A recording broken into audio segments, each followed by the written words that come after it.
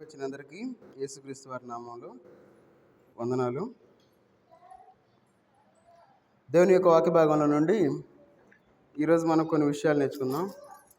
మన ప్రార్థనలకు దేవుని దగ్గర నుండి మనకి సమాధానం రావాలి అంటే ఈ లోకంలో మనకి కొన్ని మార్గాలు ఉన్నాయి. ఆ మార్గాల గురించి మనం ఈరోజు ధ్యానం చేసుకుందాం. అంటే ఏ మార్గంలో అంటే దేవుడు మన యొక్క ప్రార్థన ఆలకించాలి, లేదంటే దేవుడు మన యొక్క ప్రార్థనకి జవాబు ఇవ్వాలి అంటే ఒక మార్గం, అంటే ఒక మార్గంలో వెళ్తే ఒక రూట్, ఆ మార్గంలో వెళ్తే దేవుడు మన యొక్క ప్రార్థనలు ఆలకించేవాడుగా ఉంటాడు. కాబట్టి ఈ ఉదయకాల సమయంలో మనం ఆ యొక్క మార్గాల గురించి మనం ధ్యానం చేద్దాం. చూడండి, కీర్తన గ్రంథం 18వ అధ్యాయము, కీర్తన గ్రంథం 18వ అధ్యాయము 6వ వచనం తీసినాడు, చదవండి. నా శ్రమలో నేను యెహోవాకు మొరపెట్టితిని, నా దేవునికి ప్రార్థన చేసి తిని, ఆయన తన ఆలయములో ఆలకించి నా ప్రార్థన అంగీకరించెను. నా మొర్ర ఆయన సన్నిధిని చేరి ఆయన చెవుల చూచాను. ప్రార్థన చేసుకుందాం. మహోన్నతుడైన దేవా, సర్వాధికారి అయిన దేవా, నీకు వందనాలు తండ్రి. ఈ ఉదయకాల సమయంలో మీ పాసందులో చేరి మీ యొక్క వాక్యాన్ని ధ్యానించుకోవడానికి మీరు ఇచ్చిన సమయానికై మీకు వందనాలు చెల్లించుకుంటూ ఉన్నా తండ్రి. ఈ సమయం చూడలేక ఎంతోమంది గతించిపోయారు తండ్రి, కానీ మీ యొక్క మహాకృపను బట్టి, కాచి కాపాడుకున్న విధానాన్ని బట్టి మీకు వందనాలు చెల్లించుకుంటూ ఉన్నా తండ్రి. చదవబడిన వాక్య భాగాన్ని మీరు దీవించి ఆశీర్వదించండి. మాకు కావాల్సిన ఆత్మీయ ఆహారాన్ని మాకు దయచేయండి. మీ యొక్క ఆత్మను మాకు తోడుగా ఉంచి నడిపించమని యేసుక్రీస్తు వారి నామంలో ప్రార్థించి అడిగి వేడుకుంటున్నాం తండ్రి, ఆమెన్. ఇక్కడ మనం చదువుకున్న వాక్య భాగంలో మనం చూసుకున్నట్లయితే ఒక మాట మనకు కనబడతా ఉంది. ఏమనంటే, ఇక్కడ మనం చూసుకున్నట్లయితే నా శ్రమలో నేను యెహోవాకు మొర్ర పెట్టితిని. మనం దేవునికి మొర్ర పెట్టేవారుగా ఉంటామంటే శ్రమ కలిగినప్పుడు మనం దేవునికి మొర్ర పెట్టేవారుగా ఉంటాం.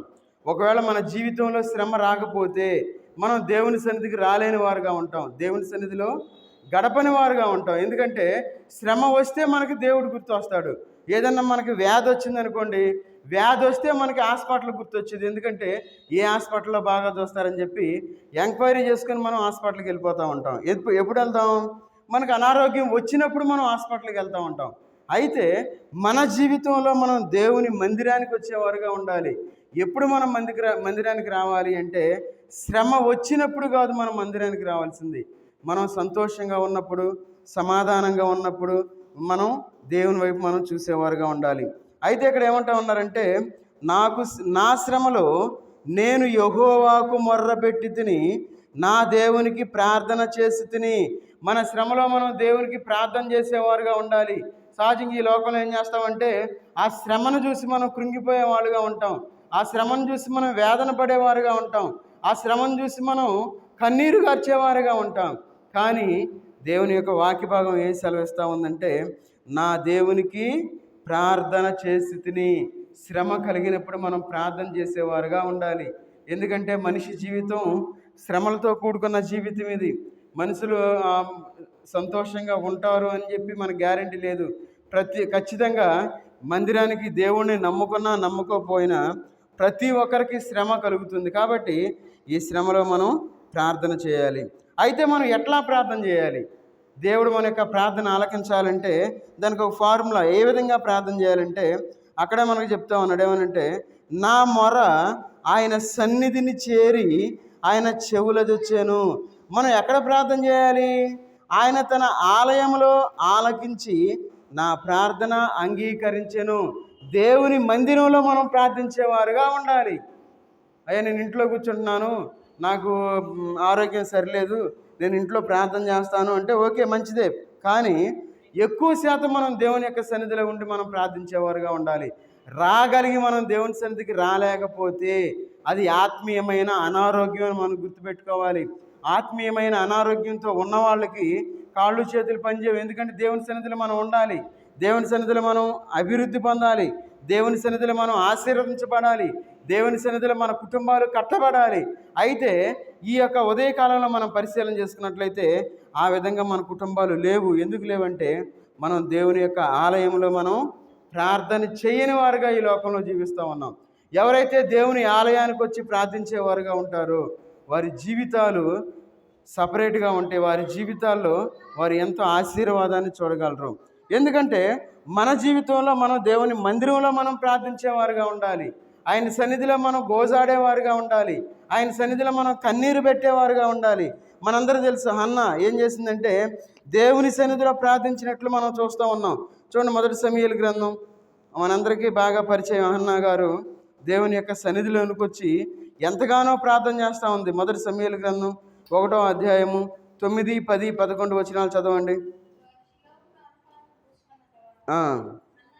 హన్నా లేచి యాజకుడైన ఏలి మందిర స్తంభము దగ్గర ఉన్న ఆసనం మీద కూర్చొని ఉండగా బహు దుఃఖాక్రాంతురాలై వచ్చి యెహోవా సన్నిధిని ప్రార్థన చేయించు బహుగా ఏడ్చుచు. చాలు, తర్వాత చదువుకుందాం. చూడండి, హన్నా తన యొక్క జీవితంలో ఏం చేస్తూ ఉందంటే దేవుని సన్నిధికి ఏడుస్తూ వస్తే ప్రార్థన చేస్తూ ఉంది. ఎందుకంటున్నాడు ఇక్కడ ఏమనంటే, చూడండి అక్కడ హన్నా ఎట్లా ఉంది, బహు దుఃఖాక్రాంతురాలై వచ్చి, శ్రమ, తన యొక్క కష్టంలో ఉంది, తనకి గర్భఫలం లేదు.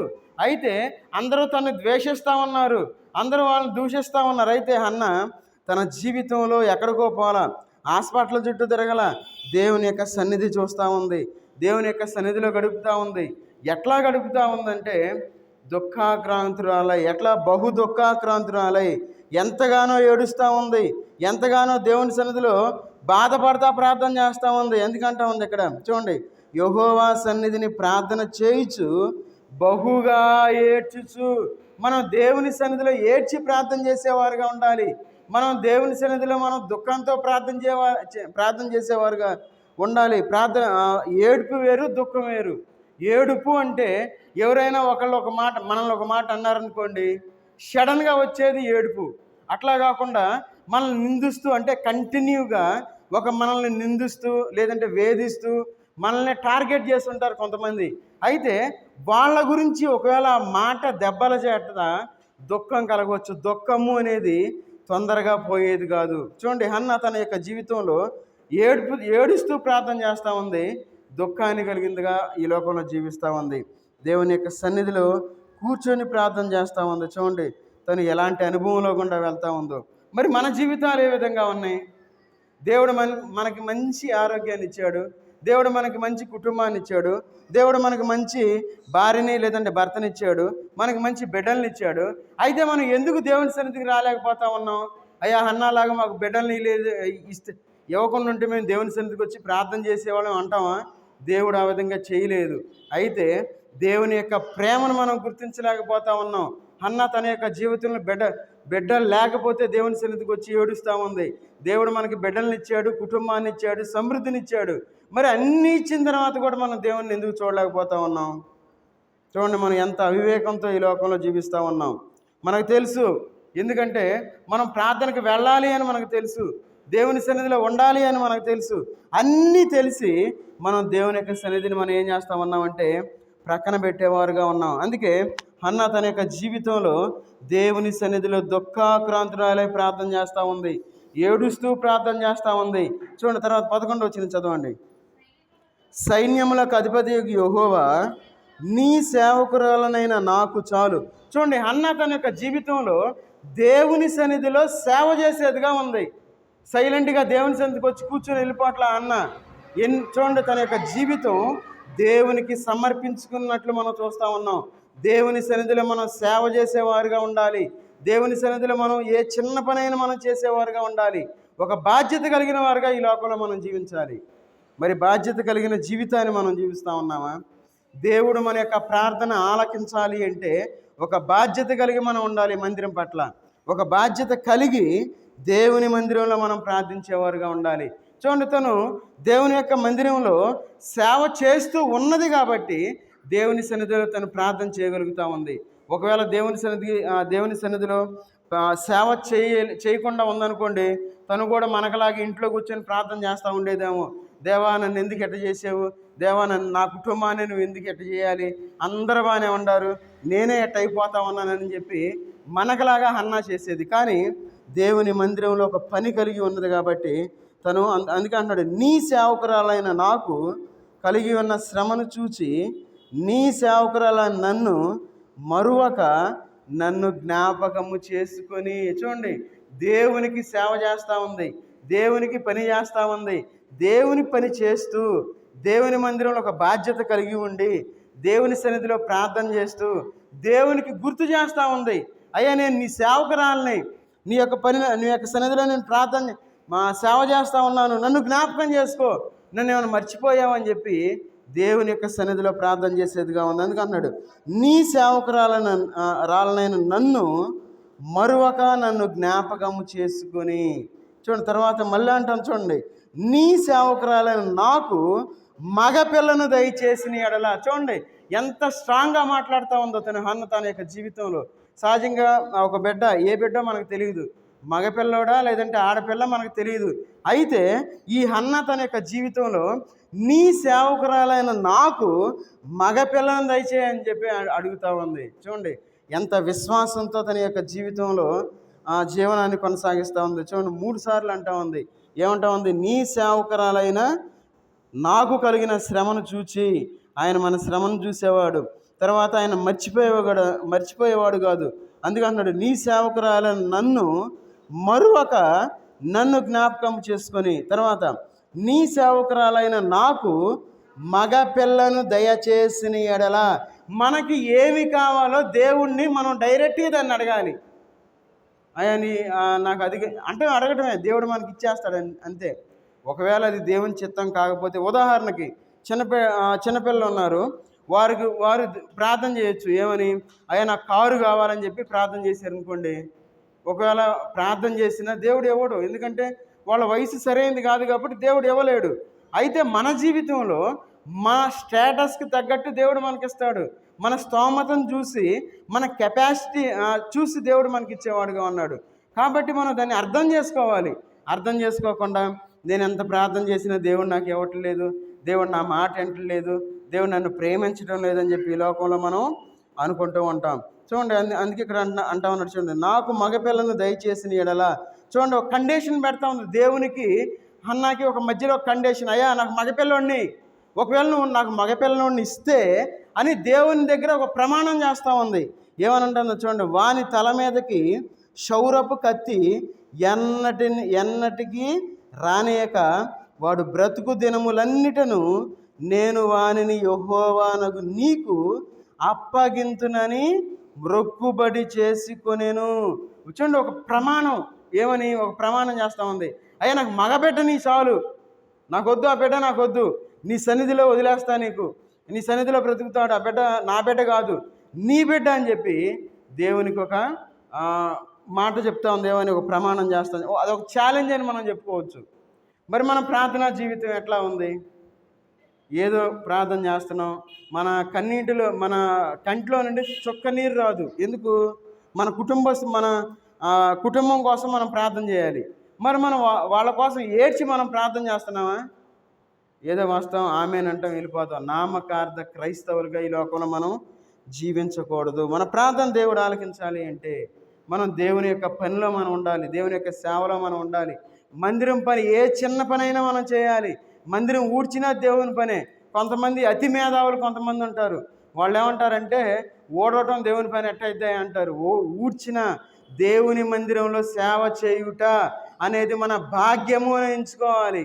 అలాంటి భాగ్యాన్ని మనం కలిగి ఈ లోకంలో మనం జీవించేవారుగా ఉండాలి. ఏదో వచ్చామా వెళ్తున్నామని ఉండవు. ఎందుకంటే హన్న చెప్తా ఉంది దేవునికి, ఏమని, నీ సేవకురాలైన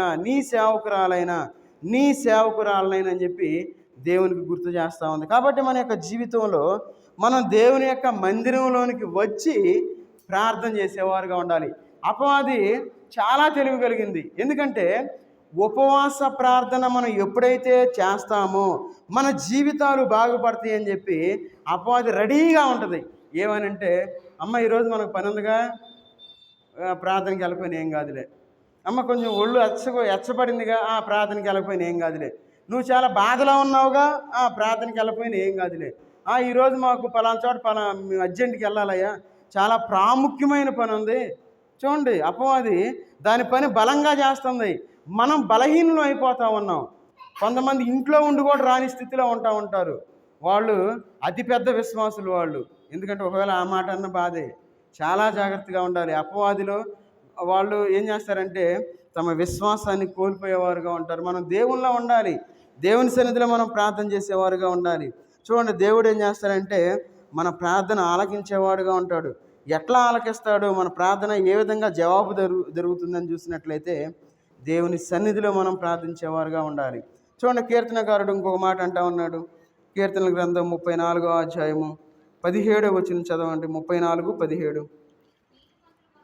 నీతిమంతులు మొర్రపెట్టగా యెహోవా ఆలకించును, వారి శ్రమలన్నిటిలో నుండి వారిని విడిపించును. చూడండి, బైబిల్ ఎంత సూటిగా మాట్లాడుతూ ఉందో. చాలామంది అనుకుంటారు ఏమనంటే మా శ్రమ ఎట్లా పోయిద్ది అనుకుంటారు. ఈ లోకంలో దేవుని ముందు ఎలా మన శ్రమలు పెద్ద లెక్కలో కాదు, మన అప్పులు పెద్ద లెక్కలో కాదు. సహజంగా మనిషి అన్న వాళ్ళకి ప్రతి ఒక్కరికి అప్పులు ఉంటాయి. అయితే అనుకుంటారు, అయ్యా నేను చాలా అప్పుల్లో ఉండాను, నేను బాధల్లో ఉండాను, చాలా అనారోగ్యంలో ఉండాను, నా బాధలు నా కష్టాలు మీకేం తెలిసాయి అంటారు. దేవుని దగ్గరకు వచ్చి మనం ప్రార్థించాలి. శ్రమ మనుషులకే శ్రమ వచ్చేది.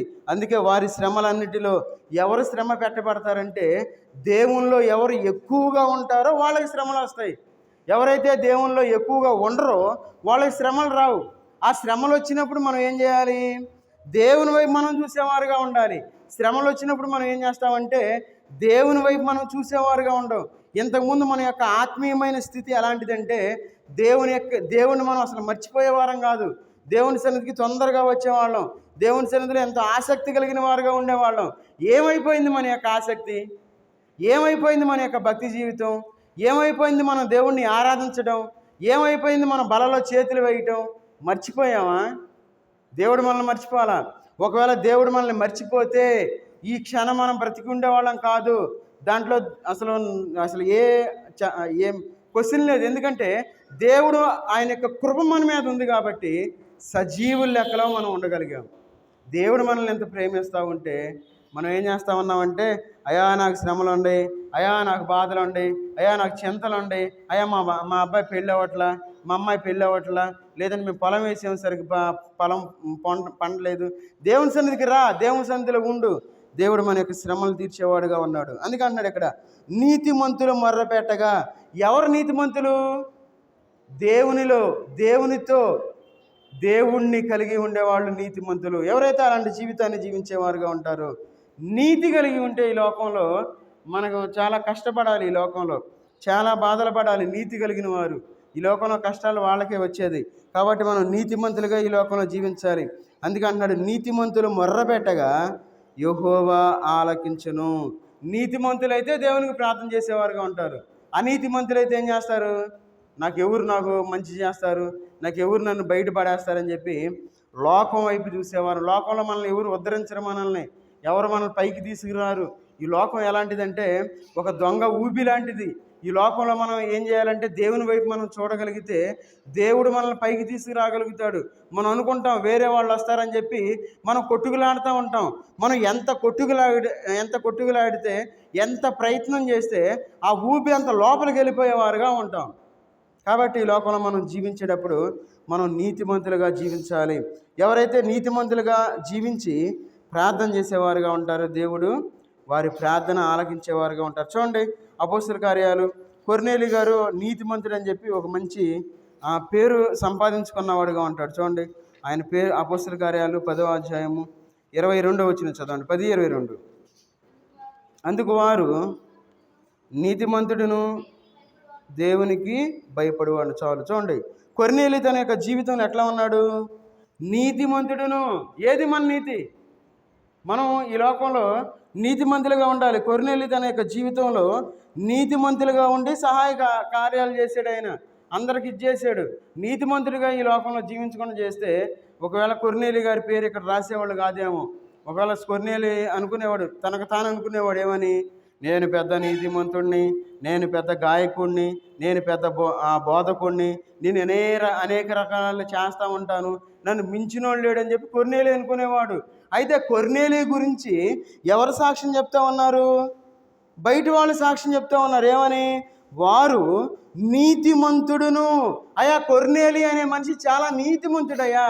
అయా కొర్నేలి అనే అతను మంచోడు కాదు, దేవుని పనులు చేస్తూ ఉంటాడు, తిరుగుబాటు చేసేవాడు, పెద్ద పెద్దగా అరిసేవాడు, అందరి మీద ఒక కుళ్ళు స్వభావం కలిగిన వాడు, ఓర్చుకోలేని స్వభావం కలిగిన వాడు ఈ కొర్నేలి అని చెప్పి సాక్ష్యం ఇవ్వట్లా. కొర్నేలి గారి గురించి ఒక మంచి స్టేట్మెంట్ ఇస్తా ఉన్నారు. ఏమని? నీతిమంతుడును. అయ్యా కొర్నేలి గారు చాలా మంచివాడయ్యా. ఇదిగో ఈ టైంలో వాళ్ళ కుటుంబంలో కుటుంబ ప్రార్థన జరిగిద్ది. ఈ టైంలో ఆదివారం వచ్చిందంటే ఈ టైంలో ఆయన ప్రార్థనకి వెళ్ళిపోతాడు. అయ్యా మధ్యాహ్నం ఇన్ని గంటలకి వాళ్ళు ప్రార్థన చేస్తూ ఉంటారు. అంటే ఈ కొర్నేలి గురించి అందరికీ తెలుసు. ఏమని? అయ్యా కొర్నేలి అనే అతను ఆయన గురించి మిగతా వాళ్ళు స్టేట్మెంట్ ఇస్తూ ఉన్నారు. మరి మన గురించి ఏమి స్టేట్మెంట్ ఇస్తూ ఉన్నారు? మనం ఎంత స్వార్థపరులమో. దేవుని దగ్గర కూడా మన స్వార్థాన్ని ప్రదర్శిస్తూ ఉంటాం. ఏమని? దేవుడు ఇవ్వాలి, నేను చేయాలి. చూడండి, దేవుని సన్నిధికి వచ్చి మనం పొందేవారుగా ఉండాలి. చూడండి, అందుకే చూడండి, నీతిమంతుడును. మనం భయం లేని వారుగా ఉంటా ఉన్నాం. దేవునికి భయపడువాడును. ఏది మన భయం? ఎంత భయపడుతున్నాం మనం దేవునికి? భయం లేని భక్తి చేస్తూ ఉన్నాం. చూడండి, మన యొక్క భయం లేని భక్తి ఎక్కడ కనపడుద్ది అంటే సంఘ కూడికల్లో, తర్వాత విజ్ఞాపన కూడికలో, తర్వాత ఆల్ నైట్లో, తర్వాత ఉపవాస ప్రార్థనలో కనపడుద్ది మనం దేవునికి ఎంత భయపడతా ఉన్నాము. తర్వాత ఇంకొకటి ఏంటంటే దేవుని సన్నిధికి వచ్చే సమయాన్ని బట్టి కూడా కొంచెం ఉంటుంది. మనం భయపడే వాళ్ళం అయితే ఏం చేస్తాం? కరెక్ట్గా టైంకి వచ్చేస్తాం. మనం ఎక్కడైనా ఉద్యోగం చేస్తా ఉన్నాం అనుకోండి, యజమాని బాగా కోపిస్తాడు, యజమాని అరుస్తాడు టయానికి రాకపోతే. అయితే 1-2 సార్లు వచ్చిన తర్వాత మూడోసారి ఏమంటాం? అరే బాబా ఆడి దగ్గర మనం ఎందుకు పడాలరా బాబా, ఆడు అరుస్తాడు అని చెప్పి ఒక 5 నిమిషాల ముందే వెళ్ళిపోతాం. వెళ్తామా లేదా? అరిసేళ్ళు అని చెప్పి ఇంక అరగంట లేట్కి వెళ్తామా? మన జీవితంలో దేవునికి భయపడేవారుగా ఉండాలి. మన యజమానులకు భయపడేవారుగా ఈ లోకంలో మనం జీవిస్తూ ఉన్నాం. దేవునికి భయపడేవారుగా ఎప్పుడైతే ఈ లోకంలో ఉంటామో దేవుడు మనల్ని ఆశీర్వదించేవాడుగా ఉంటాడు. చూడండి, తర్వాత చూడండి, మూడవదిగా మొట్టమొదటిగా మనం దేవుని యొక్క సన్నిధిలో ఉండి మనం దేవునికి ప్రార్థించేవారుగా ఉన్నప్పుడు దేవుడు మన యొక్క ప్రార్థనలో వింటాడు. రెండవదిగా నీతిమంతులుగా ఉండి మనం దేవునికి ప్రార్థిస్తే దేవుడు మన యొక్క మాటలు వింటాడు, మన యొక్క ప్రార్థన వింటాడు. చూడండి, మూడవదిగా నిజమైన ఉపవాస ప్రార్థన చేసేవారుగా ఉండాలి. నిజమైన ఉపవాస ప్రార్థన. చూడండి, ఉపవాస ప్రార్థన చాలా బలమైంది.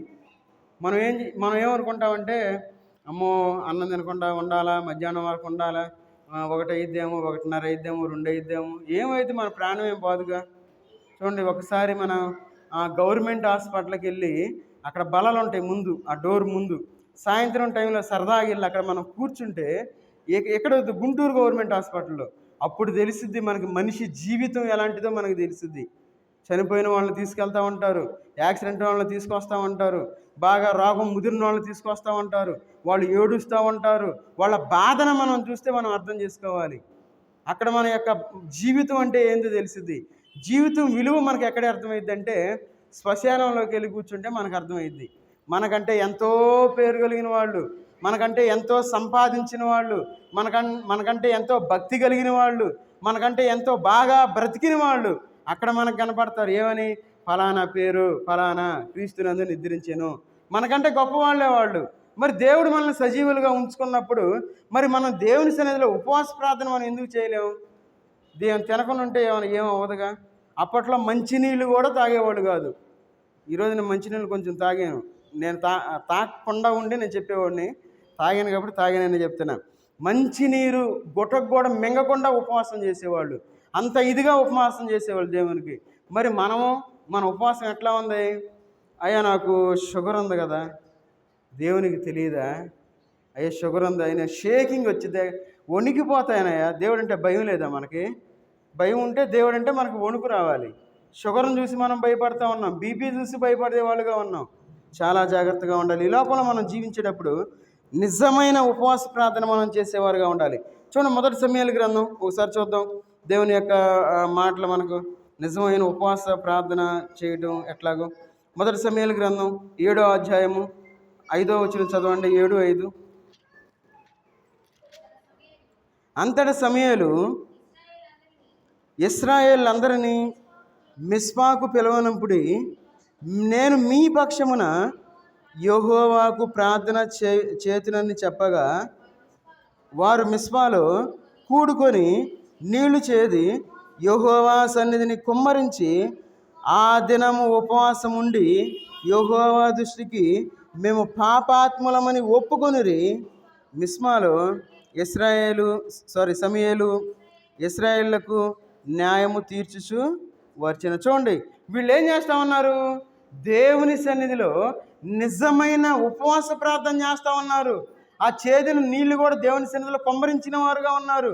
వాళ్ళు దేవుని సన్నిధిలో ఉపవాస ప్రార్థన చేసి దేవుని యందు నిరీక్షణ కలిగి ఉన్నారు. కాబట్టి వారు ఆ యొక్క విజయాన్ని వాళ్ళు చూడగలుగుతూ ఉన్నారు. మన జీవితంలో మరి మనం ఎట్లా ఉన్నాం? ఈ లోకంలో మనం జీవిస్తూ ఉన్నాం, ఈ లోకంలో మనం దేవుణ్ణి ప్రేమిస్తూ ఉన్నాం. అయితే మన యొక్క జీవితాలు ఏ విధంగా ఉన్నాయి? నిజమైన ఉపవాస ప్రార్థన మనం చేసేవారుగా ఉన్నామా?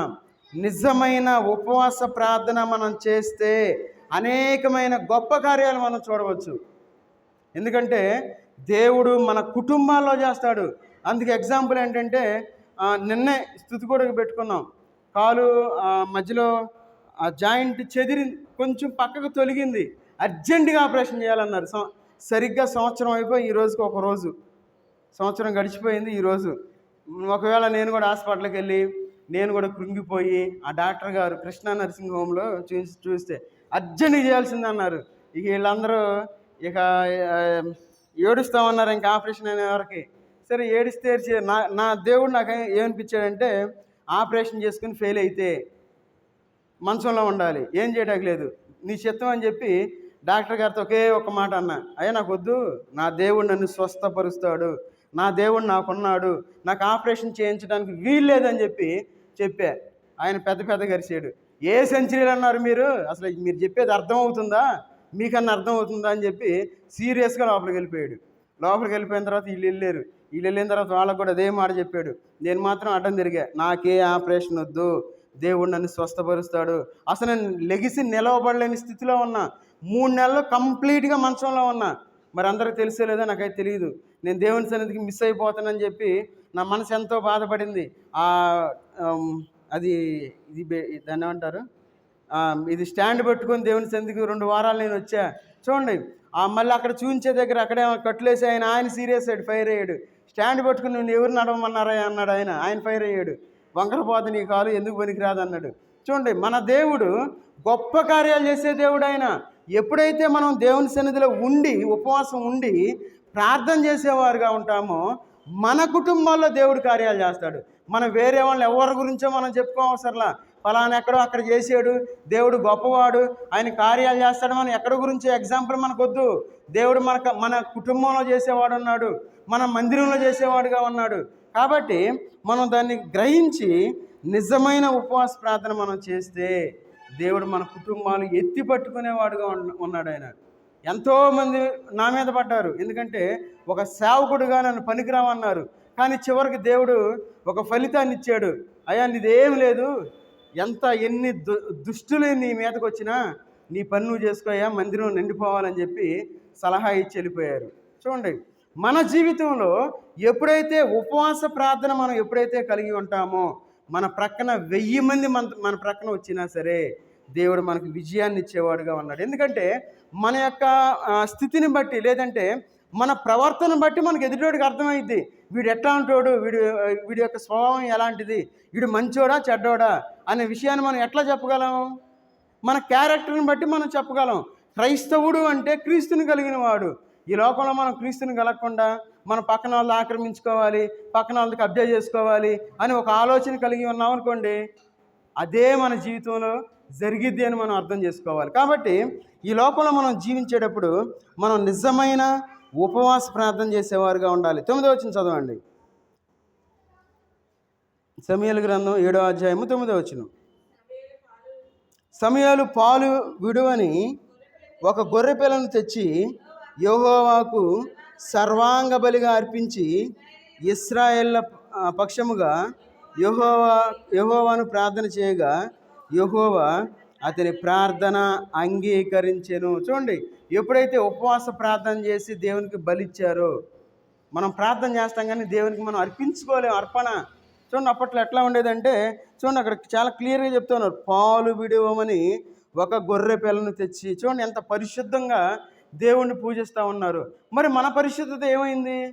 దేవుడు మనకి కార్యాలు చేస్తే అయ్యా నీకు వందనాలయ్యా. ఏది మనం దేవుని సమర్పించుకుంటా ఉన్నామా? మన జీవితాన్ని సమర్పిస్తూ ఉన్నామా? మన జీవితాన్ని సమర్పిస్తే మొదటిగా మనం దేవుని సన్నిధిలో మనం ఉండగలుగుతాం. మరి మనం దేవుని సన్నిధికి రాకుండా నేనేదో కానుక పంపిస్తాను, నా అర్పణ పంపిస్తాను, నేను అర్పిస్తున్నానంటే దేవుడు దాన్ని యాక్సెప్ట్ చేయడు. ఎందుకంటే మనం దేవుని సన్నిధిలో ఉండి మనం దేవునికి అర్పణ అర్పించి అప్పుడు మనం ప్రార్థన చేస్తే దేవుడు మన ప్రార్థన ఆలకిస్తాడు. అట్లా కాకుండా నేను ఇంట్లో ఉంటాను, నా కానుక పంపిస్తాను, లేదా నా దశమ భాగాన్ని పంపిస్తాను అని చెప్పి మన ఇంట్లో కూర్చుంటే ఎలాంటి ఉపయోగం లేదు. అందుకే మనం నిజమైన ఉపవాస ప్రార్థన చేసేవారుగా ఉండాలి. కల్తీ ఉపవాస ప్రార్థన మనకు వద్దు.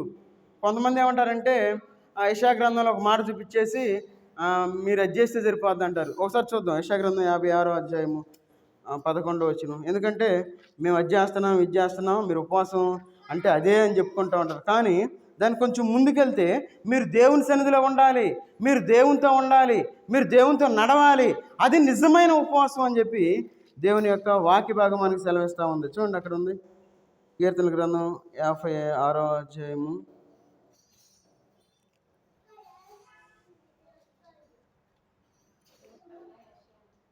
చదవండి.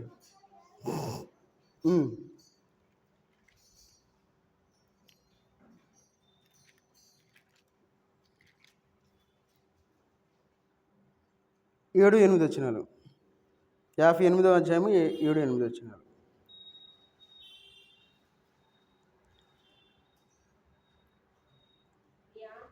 నీ ఆహారము ఆకలిగొన్న వారికి పెట్టుటయు, నీ రక్త సంబంధికి ముఖము తప్పింపకుండుటయు, దిక్కుమాలిన భేదలను నీ ఇంట చేర్చుకున్నటయు, వస్త్రహీనుడు నీకు కనబడినప్పుడు వానికి వస్త్రములు ఇచ్చుడే కదా నాకు ఇష్టమైన ఉపవాసము అని ఉంది కదా. ఈ ఒక్క ముక్క మనం తీసుకుంటున్నాం. ఈ ఒక్క ముక్క తీసుకొని నేను చేస్తున్నానులే, నాది మంచి ఉపవాసం, నేను ఉపవాసం ఉండను, అంత అవసరమైంది ఉపవాసం ఎందుకు ఉండాలి అని మనం అనుకుంటా ఉంటున్నాం. అయితే దేవుని యొక్క వాక్యంలో ఏమంటా ఉన్నారంటే చూడండి అక్కడ 4వ వచనం చదవండి. మీరు కలహపడుచు, వివాదము చేయుచు, అన్యాయముగా గుద్దులాడుచు ఉపవాసముందురు. మన ఉపవాసం ఎట్లా ఉంది? మీరు కలహపడుచు, పేరుకు మాత్రమే మీరు ఉపవాసం చేస్తూ ఉన్నారు, పేరుకు మాత్రమే నేను ఉపవాసం ఉన్నానని చెప్పుకుంటా ఉన్నారు, పేరుకు మాత్రమే మీరు ప్రార్థన చేసేవారుగా ఉన్నారు. అలాంటి ఉపవాసం నాకు ఇష్టమైంది కాదు. అదే మాట చెప్తా ఉన్నాడు. చదవండి. మీ కంఠధ్వని పరమున వినబడినట్లుగా మీరిప్పుడు ఉపవాసం ఉండరు, అట్టి ఉపవాసము నాకు అనుకూలమా. చూడండి అక్కడ ఒక స్టేట్మెంట్ ఇస్తా ఉన్నాడు. ఏమని? మీ కంఠధ్వని పరమున వినబడినట్లు. మన కంఠధ్వని దేవుని యొక్క సన్నిధిలో వినబడేదిగా ఉండాలి. వినబడాలి అంటే మనం ఏం చేయాలి? దేవుని సన్నిధిలో ఉండాలి, మనం దేవునితో ఉండాలి, వాక్యాన్ని చదువుకునేవారుగా ఉండాలి, ప్రార్థన చేసేవారుగా ఉండాలి. ఇవన్నీ కలిగి ఉండి అప్పుడు మనం ఉపవాసం ఉండి ప్రార్థన చేయాలి. ఇవన్నీ చేయకుండా 7-8 వచనాలు చెప్పుకొని ఆమేన్ అన్నాం అనుకోండి, దేవుడు కూడా ఆమేన్ అంటాడు. చాలా జాగ్రత్తగా ఉండాలి ఈ లోకంలో. అందుకే అంటున్నాడు 2వ వచనంలో మధ్యలో అంటాడు, మేము ఉపవాసం ఉండగా నీవెందుకు చూడవు, మేము మా ప్రాణములను ఆయాసపరుచుకొనగా నీవెందుకు లక్ష్య పెట్టవు. మీ ఉపవాస దినమున మీరు మీ వ్యాపారము చేదురు, మీ పనివారి మీద కఠినమైన పని చేయించుదురు. పేరుకి ఉపవాసం. ఉపవాసం నేను ప్రార్థనగా, నేను పనికి వెళ్తున్నా, ఉపవాసం ఉండి నేను కాలేజీకి వెళ్తున్నా, ఉపవాసం ఉండి నేను స్కూల్కి వెళ్తున్నా, ఉపయోగం ఏముంది? నేను ఎవరు ఉండమని చెప్పారు? నువ్వు స్కూల్కి వెళ్తున్నావు, ఒక ముద్ద అన్నం తిని వెళ్ళిపో. పనికి వెళ్తున్నావు, ఒక ముద్ద అన్నం తిని వెళ్ళు. అయ్యా నేను పనికి వెళ్ళానయ్యా, ఈరోజు ఉపవాస ప్రార్థనగా 2వ శనివారం పనిలోకి వెళ్ళి నేను ఉపవాసం ఉండకుండా వచ్చానయ్యా, వడదెబ్బ తగిలింది, పడిపోయానయ్యా. అది కాదు మన యొక్క స్టేట్మెంట్. ఈ లోకంలో మనం జీవించేటప్పుడు దేవుని సన్నిధికి మనం రావాలి. ఒకవేళ మనకు ₹1,00,00,000 మనకు వస్తాయి అని తెలిసినా ఆ ₹1,00,00,000 మనం పక్కన పెట్టేసి దేవుని సన్నిధిలో నిలబడాలి. ₹1,00,00,000 మనకు అక్కరకు రావు. ఒకవేళ ₹1,00,000 ఒకవేళ వచ్చి మన దగ్గరికి, అయ్యా మీ అందరికీ ₹1,00,00,000 ఇస్తా, లేదంటే ఒక 10 కోట్లు ఇస్తా, మీరు దేవుని సన్నిధికి మీ ప్రాణం పోయే వరకు మీరు వెళ్ళకూడదు అంటే మనం ఆగిపోకూడదు, ఆగిపోవాలి కాదు. చాలామంది ఏమనుకుంటారంటే 10 కోట్లు వస్తున్నాయి కదా, ఆ ఇంట్రెస్ట్ని బట్టి మనం బతికేయచ్చు, మన బిడ్డలు బతుకుతారు, బాగా బతుకుతారు, ఇంకా దేవుడు ఎందుకులే అనుకున్నాం అనుకోండి, మనంత మూర్ఖులు ఇంకా ఎవరు ఉండరు. ఒకవేళ మనం చనిపోతే ఆ 10 కోట్లలో ఒక కోటి కాదు, రూపాయి బిళ్ళ కూడా ఎత్తుకెళ్ళం. మా చిన్నతనంలో ఎట్లా ఉండేదంటే చనిపోయిన వాళ్ళకి తమలపాకులు, తర్వాత కుంకుమ పెట్టి, కుంకుమలు, రూపాయి బిళ్ళలు, పావలా బిళ్ళలు, 10 పైసల బిళ్ళలు మా చిన్నతనంలో అవి ఇసిరేస్తా ఉండేవాళ్ళు. ఇప్పుడు చాలా తక్కువ అయిపోయారు. 10 పైసల బిళ్ళలు అవన్నీ ఇసిరేస్తా వెళ్తూ ఉండేవాళ్ళు. అంటే నువ్వు చనిపోయావు, నువ్వు రూపాయి 10 పైసలు కూడా నువ్వు ఎత్తుకెళ్తలా. మరి మన జీవితంలో మనం దేవుని సన్నిధిలో చాలా జాగ్రత్తగా ఉండి మనం ప్రార్థించేవారుగా ఉండాలి. అందుకంటున్నాడు, మేము మా ప్రాణములను ఆయాసపరుచుకొనగా. ఎవరు పరుచుకోమన్నారు నిన్ను దేవుని సన్నిధికి రాకుండా? ఎవరు ఉండమన్నారు నిన్ను ఉపవాసం? ఎవరు వెళ్ళమన్నారు నిన్ను పనికి? నువ్వు దేవుని సన్నిధికి రా, దేవుని సన్నిధిలో కూర్చో, ఉపవాసం ఉండు, దేవుడిని అడుగు, పొందు నువ్వు. అట్లా కాకుండా మన ఇష్టానుసారంగా ఈ లోకంలో జీవించి దేవుడు నా మాట వినటం లేదు, నా ప్రార్థన వినటం లేదు అని మనం ఎప్పుడూ కూడా అనుకోకూడదు. కాబట్టి మన యొక్క విశ్వాస జీవితంలో దేవుని యొక్క మందిరంలోనికి వచ్చి మనం ప్రార్థించేవారుగా ఉండాలి. ఈ లోకంలో మనం జీవించేటప్పుడు ఆయన మందిరంలో మనం ఎప్పుడైతే ప్రార్థన చేస్తామో దేవుడు మన యొక్క మొర ఆలకించేవాడుగా ఉన్నాడు. తర్వాత మనం నీతిమంతులుగా ఉండి మనం ప్రార్థన చేస్తే దేవుడు మన యొక్క ప్రార్థన వినేవాడుగా ఉన్నాడు. తర్వాత నిజమైన ఉపవాసం ఉండి మనం ప్రార్థించేవారుగా ఉండాలి. అప్పుడు దేవుడు ఖచ్చితంగా మన యొక్క మొరను ఆలకించేవాడుగా ఉంటాడు. చివరిగా ఇంకొకటి చెప్పి నేను ముగిస్తాను, ఒక 5 నిమిషాల్లో ముగిస్తాను. చివరిగా మనం ఏం చేయాలంటే దేవుని కొరకు కనిపెట్టేవారుగా ఉండాలి. కనిపెట్టుట. ఎవరైనా మన రక్త సంబంధికులు అమెరికాలో ఉన్నారనుకోండి, చెప్తారు ఏమని, అయ్యా నేను పలానా 10వ తారీఖు వస్తున్నాను ఇంటికి అని మనతో చెప్పారు. అప్పుడు మనం ఏం చేస్తాం? సిద్ధపడతాం. అరే ఇన్ని సంవత్సరాల తర్వాత మన ఇంటికి వస్తా ఉన్నాడు, మనవాడు వస్తూ ఉన్నాడు అని చెప్పి అన్నీ సిద్ధం చేసుకొని మనకు తెలిసిన వాళ్ళందరికీ చెప్పుకుంటాం. అయ్యా మా తమ్ముడు లేదంటే మా అన్నయ్య అమెరికా నుండి వస్తూ ఉన్నాడు, ఈరోజు 10వ తారీఖు వస్తూ ఉన్నాడు అని సంతోషంగా ఆ రోజు మనం ఏం చేస్తాం? ఒక విందు ఏర్పాటు చేసుకుంటాం, ఏదైనా చేసుకుంటాం. ఏది అమెరికా నుండి వచ్చేటప్పుడే మనం ఒక కనిపెట్టుకొని మనం ఉంటాం. అయితే యేసుక్రీస్తు వారు మన కోసం ఆయన మేఘారుడై వస్తూ ఉన్నాడు. ఆయన మనల్ని తీసుకొని వెళ్ళడానికి వస్తూ ఉన్నాడు. అయితే మనం ఎంత కనిపెట్టుకునేవారుగా మనం ఉన్నాం? ఒకవేళ యేసుక్రీస్తు వారు ఈ క్షణంలో వస్తే మరి మనం వెళ్తామని గ్యారంటీ మనకుందా? బాప్తీసం తీసుకునే వాళ్ళు ఎంతమంది ఉన్నారు? అయ్యా కాలంలో నీళ్ళు లేవుగా, మనం చెప్పవసరలా. అయ్యా కాలంలో నీళ్ళు లేవుగా, మనం ఎక్కడే బాప్తీసం తీసుకోవాలి? లేదు, మనం ఆత్మీయంగా మనం అభివృద్ధి చెందే, నీళ్ళు లేకపోతే నీళ్ళు ఉన్న దగ్గరికి మనం వెళ్ళి తీసుకోవటమే. ఇప్పుడు కూడా వెనకడికి మనం వేసేయకూడదు. ఎందుకంటే దేవుని కొరకు మనం కనిపెట్టుకునేవారుగా ఉండాలి. చూడండి, ఆ మాట మేకా గ్రంథంలో అంటారు అన్నమాట. మేకా గ్రంథం 7వ అధ్యాయము, మేకా గ్రంథం 7వ అధ్యాయము 7వ వచనం చదవండి. అయినను యెహోవా కొరకు నేను ఎదురు చూచెదను, రక్షణకర్తయగు నా దేవుని కొరకు నేను కనిపెట్టి ఉందును. నా దేవుడు నా ప్రార్థన ఆలకించును. చూడండి, ఏం చేయాలి? మనం దేవుని సన్నిధిలో మనం కనిపెట్టుకునేవారుగా ఉండాలి. అందుకే చూడండి ఇక్కడ ఏమంటా ఉన్నాడు, అయినను యెహోవా కొరకు నేను ఎదురు చూచెదను. ఎదురు చూడాలి మనం. ఎవరి కోసం? దేవుని కోసం మనం ఎదురు చూసేవారుగా ఉండాలి. ఎప్పుడు ప్రార్థన పెడతారా, ఎప్పుడు వెళ్దామా, ఎప్పుడు కూర్చుందామా దేవుని సన్నిధిలో అని చెప్పి ఎదురు చూసేవారుగా ఉండాలి మనం. ఏముందలే, బాధను పెట్టారుగా, ఎవరు వెళ్తున్నారు? బాప్తీసం తీసుకున్న వాళ్ళే వెళ్తల్లా, చుట్టాలు వచ్చారుగా, ఈరోజు మంచిగా వండుకొని తినాలి, ఏం వెళ్తాంలే. పాటలు ఎవరు వెళ్ళలేదుగా, 10 మంది కూడా వెళ్ళలేదే, పర్లేదులే, నేను కూడా వెళ్ళపోయినా పర్లేదు. 10 మందికి కాదు, దేవుడు మనల్ని ఆశీర్వదించేవాడుగా ఉన్నాడు. మన ఆశీర్వాదం మనదే, 10 మంది ఆశీర్వాదం మనకు రాదు. వాళ్ళు కార్లు, లేదంటే మిద్దెలు, లేదంటే వాళ్ళు ఏరోప్లేన్లు కొనుక్కుంటే మనకి అవన్నీ మన స్థలాలు పొలాలు కొనుక్కుంటే మనం బాగుపడాలి, మనం ఆశీర్వదించబడాలి. మనం ఆశీర్వదించబడాలంటే ఎట్లా ఉండాలి అది మనం తెలుసుకోవాలి. ఆశీర్వదించబడతావు, ప్రియమైన వారలారా మీరందరూ ఆశీర్వదించబడతారు అన్నాం అనుకోండి, ఆశీర్వాదం రాదు మనకి. ఎట్లా ఆశీర్వదించబడతాం, ఏ విధంగా ఉండాలి అని మనం తెలుసుకున్నాం అనుకోండి, అప్పుడు దేవుడు మనల్ని ఆశీర్వదించేవాడుగా ఉండాలి. అందుకే ఇక్కడ అంటా ఉన్నాడు, చూడండి, ఇక్కడ యెహోవా కొరకు నేను ఎదురు చూచెదను. మరి దేవుని కోసం మనం ఎదురు చూసేవారుగా ఉన్నామా? ఇక్కడ కొద్ది మందిగా మనం కూడుకోగలిగాం. మనందరం దేవుని కోసం ఎదురు చూసేవారం కాబట్టి మనం వచ్చాం. ఏముందిలే, వేడిగా ఉంది, ఏ రేకుల్లో ఏం కూర్చుంటాం, మనం కూడా ఇంట్లో కూర్చుందాం, చల్లగా ఏ బయట ఆ బజార్ చివరిలోనో ఏ ఇంటి ముందు లేదంటే ఎక్కడ కూర్చుందాం అనుకోవచ్చుగా మనం కూడా. లేదంటే మనకి ఏసీ ఉంటే ఏసీ వేసుకుని కూర్చుంటే సరిపోద్దిలే, చల్లగా ఉంటుంది అనుకోవచ్చుగా. మనం చల్లగా ఉండాలంటే దేవుని సన్నిధిలో ఉండాలి, కష్టపడాలి, దేవుని సన్నిధిలో ఉండి దేవుని వైపు మనం చూడాలి. అప్పుడు మనం చల్లగా ఉంటాం దేవుని సన్నిధిలో, మన కుటుంబం మనం చల్లగా ఉంటాం, మనకి ఎలాంటి ఇబ్బంది ఉండదు. ఏడు చల్లగా ఉండాలనుకున్నాం అనుకోండి, ఆడ చల్లగా ఉంటాం, వేడిగా ఉంటాం. అది మనం గమనించాలి. చూడండి అక్కడ ఏమంటా ఉన్నాడు, చూడండి, నా రక్షణకర్తయగు నా దేవుని కొరకు నేను కనిపెట్టాలి దేవుని సన్నిధిలో. ఎప్పుడు నా ప్రార్థనకి దేవుడు సమాధానం ఇస్తాడు, ఎప్పుడు నా బ్రతుకును మారుస్తాడు, ఎప్పుడు నా బిడ్డలను మారుస్తాడు, ఎప్పుడు నా భార్యను మారుస్తాడు, ఎప్పుడు నా భర్తను మారుస్తాడు అని చెప్పి మనం దేవుని సన్నిధిలో కనిపెట్టుకునేవారుగా ఉండాలి. ఎప్పుడైతే మనం ఆ విధంగా ఈ లోకంలో జీవిస్తామో అప్పుడు దేవుడు మన యొక్క జీవితాలు మార్చేవాడుగా ఉన్నాడు. చూడండి, కీర్తనకారుడు ఒకసారి మనం దావీదు గారి దగ్గరికి వెళ్ళి రావాలి. ఎందుకంటే ఆయన ఏమంటున్నాడో చూద్దాం. ఎందుకంటే ఆయన దగ్గరికి వెళ్ళి మనం ఆయన స్టేట్మెంట్ కూడా ఒకటి తీసుకుందాం. కీర్తనల గ్రంథం 27వ అధ్యాయము, కీర్తనల గ్రంథం 27వ అధ్యాయము 14 వచ్చింది, చదవండి. 27:14. యెహోవా కొరకు కనిపెట్టుకొని ఉండుము, ధైర్యము తెచ్చుకొని నీ హృదయమును నిబ్బరముగా ఉంచుకొనుము. యెహోవా కొరకు కనిపెట్టుకొని ఉండుము. ఈ లోకంలో మనం ధైర్యం లేని వారుగా జీవిస్తూ ఉన్నాం. ఈ లోకంలో మనం భయపడుతూ జీవిస్తూ ఉన్నాం.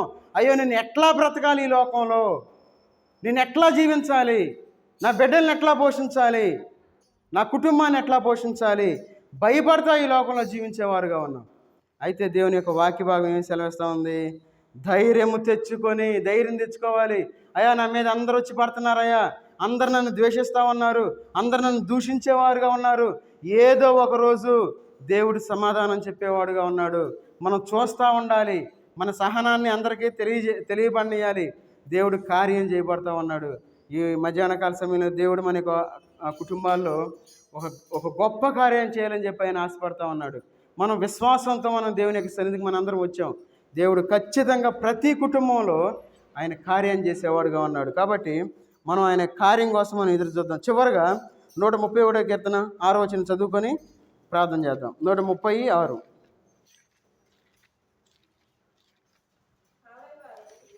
కావలివారు ఉదయం కొరకు కనిపెట్టుట కంటే ఎక్కువగా నా ప్రాణము ప్రభువు కొరకు కనిపెట్టుచున్నది. కావలివారు ఉదయం కొరకు కనిపెట్టుట కంటే ఎక్కువగా నా ప్రాణము కనిపెట్టుచున్నది. ఎందుకు 2 సార్లు రాశారు ఈ వచనంలో? వచనం అంటే వాక్యమే కదా. ఒకసారి జాగ్రత్తగా గమనించండి. 2 సార్లు చెప్తా ఉన్నాడు.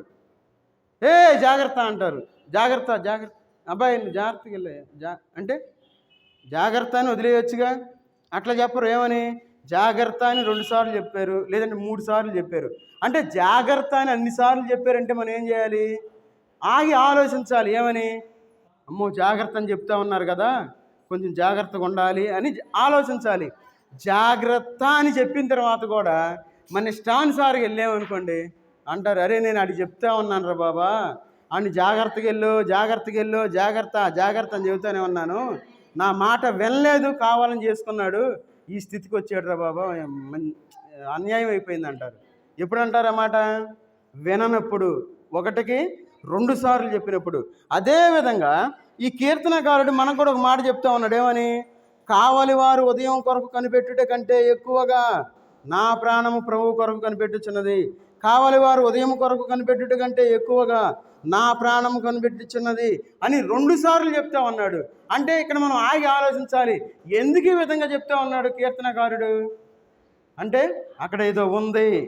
మనం జాగ్రత్తగా ఉండాలి, మనం ఎదురు చూసేవారుగా ఉండాలి, కనిపెట్టుకునేవారుగా ఉండాలి, దేవుని ఆశీర్వాదం మనం పొందేవారుగా ఉండాలి. కాబట్టి ఒక మధ్యాహ్నకాల సమయంలో మనందరం దేవుని సన్నిధిలో గడుపుట, దేవుని సన్నిధికి రావటం అనేది మనకి ఎంతో గొప్ప ధన్యత. ఈ ధన్యతలో మనం అందరం ఉన్నాం. అదేవిధంగా మనం ఉపవాసం ఉండి ప్రార్థన చేయడానికి దేవుడిచ్చిన కృప ఇది. అంత కృపలో దేవుడు మనం పెట్టుకున్నాడు. కాబట్టి మనందరం తల్ల వంచి ఒకరి తర్వాత ఒకరు మనం ప్రార్థన చేద్దాం. इसका आप